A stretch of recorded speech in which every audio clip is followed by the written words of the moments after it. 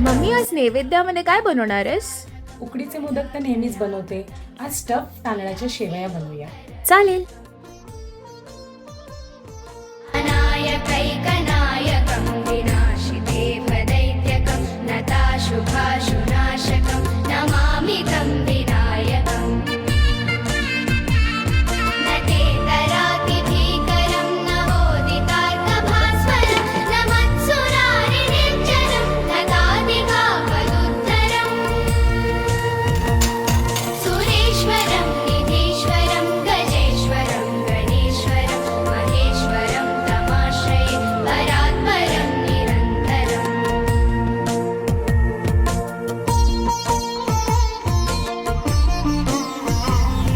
मोदकाचा आकार जर जमत नसेल तर या सोप्या पद्धतीने सुद्धा बाप्पासाठी गोड नैवेद्य बनवू शकता.